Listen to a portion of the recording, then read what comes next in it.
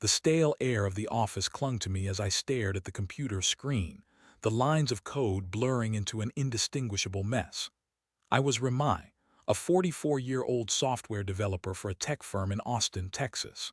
Life was comfortable. I had a beautiful wife, Aveline, a cozy home in the suburbs, and a job that, while not thrilling, paid the bills. Aveline was a real estate agent, always impeccably dressed and radiating confidence. We'd been married for 15 years, and while the initial spark had dimmed, I believed we were happy. Or at least I thought I did. It started subtly. Aveline began staying late at the office more frequently. Business was booming, she said.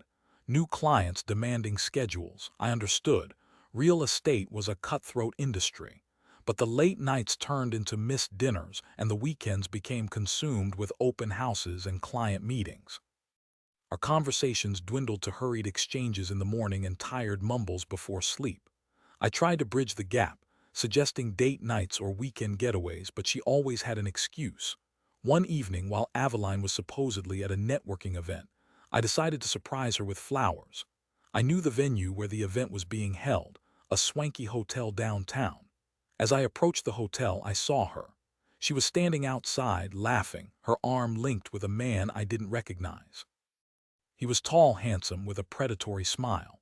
But it wasn't just the arm linking or the laughter that stopped me in my tracks. It was the way she looked at him, a gaze filled with a warmth and intimacy I hadn't seen directed at me in years. I stood frozen, the bouquet of roses clutched in my hand, my heart pounding against my ribs. I couldn't move, couldn't speak. I just watched as they got into a sleek black car and drove away. The roses felt heavy, their sweet fragrance now sickeningly cloying. I turned and walked back to my car, the image of Aveline and the stranger burned into my mind. The drive home was a blur. I kept replaying the scene in my head, trying to make sense of it. Was I overreacting? Was there a reasonable explanation? But deep down, I knew the truth. Aveline was cheating on me. I spent the next few days in a daze, barely able to function at work. I couldn't eat, couldn't sleep. I was tormented by images of Aveline with this other man. I considered confronting her, but I wanted proof. I needed to know the extent of the betrayal before I accused her. That's when I decided to hire a private investigator. I found a reputable agency online and scheduled a meeting. The investigator, a woman named Isolde, listened patiently as I recounted my suspicions. She was professional and empathetic, assuring me that she would get to the bottom of things. "I'll need a retainer and as much information as you can provide," she said. Addresses, phone numbers, daily routines. Anything that might help us track her movements. I provided Isolde with everything I had, feeling a sense of desperate hope that I was wrong, that this was all a misunderstanding. But deep down, I knew I wasn't. The following days were filled with agonizing waiting. I tried to act normal around Aveline, but it was a charade. I couldn't look her in the eye without feeling a surge of anger and hurt. She seemed oblivious, continuing her routine of late nights and weekend business trips. Then, a week later, Isolde called. "I have something you need to see," she said, her voice grave. I met her at her office, my hands trembling. She handed me a thick envelope filled with photographs. There they were, Aveline and the stranger, not just laughing and holding hands, but kissing, embracing, entering a hotel room together. The photos were explicit, undeniable proof of her infidelity.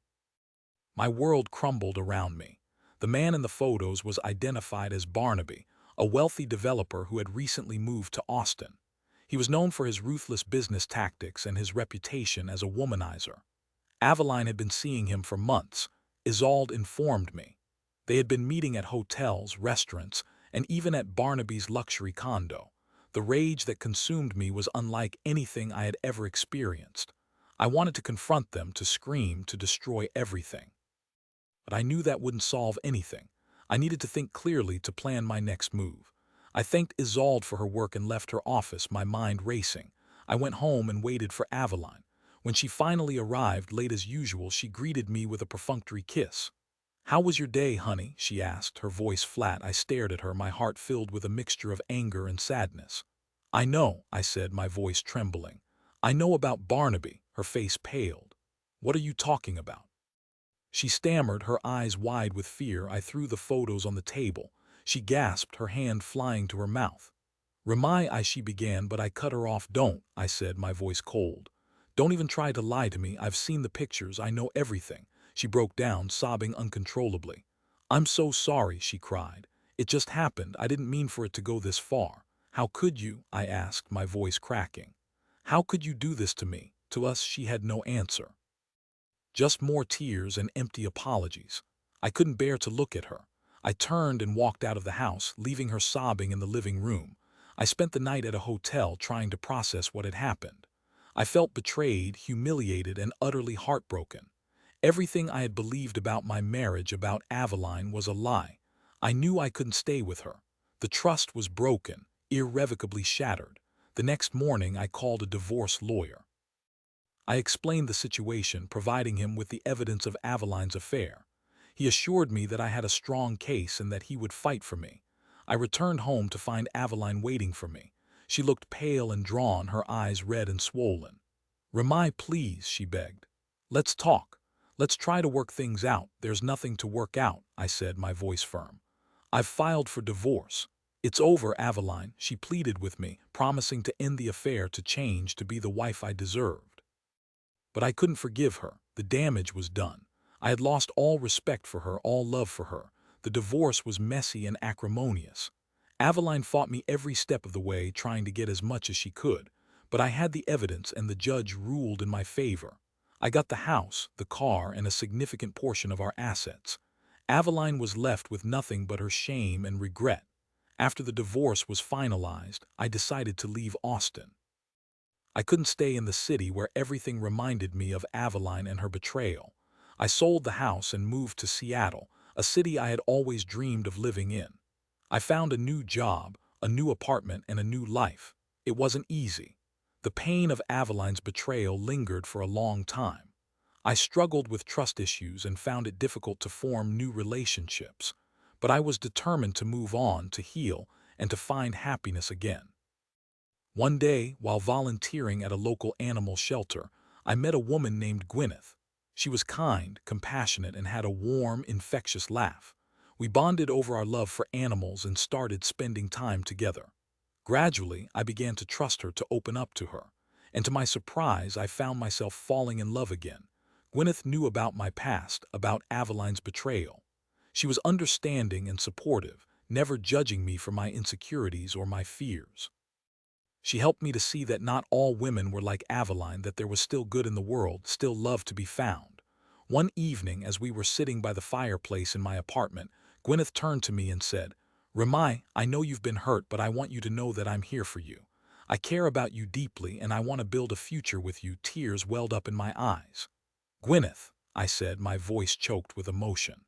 "I love you too, more than I ever thought possible." We embraced, and in that moment I knew that I had finally found peace. Aveline's betrayal had been a painful chapter in my life, but it had also led me to Gwyneth, to a love that was true and enduring. But the story doesn't end there. A few years later, I received a phone call from Aveline. She sounded desperate, her voice weak and trembling. She told me that she had been diagnosed with a serious illness and that she needed my help. I was shocked. Despite everything that had happened, I couldn't help but feel a pang of sympathy for her. I asked Gwyneth for her opinion, and she encouraged me to help Aveline. "She's still a human being, Remy," she said, "and she needs your help." So I did. I helped Aveline find the best doctors, I paid for her medical treatments, and I provided her with emotional support. It wasn't easy, but I knew it was the right thing to do. Aveline eventually recovered, and she thanked me profusely for my help. She told me that she had learned a valuable lesson and that she regretted her past actions. I forgave her, not because she deserved it, but because I needed to let go of the anger and resentment that had been poisoning my life. In the end, I found happiness with Gwyneth, a love that was built on trust, honesty, and mutual respect. Aveline's betrayal had been a devastating experience, but it had also taught me valuable lessons about love, forgiveness, and the resilience of the human spirit. And sometimes, that's all we can ask for: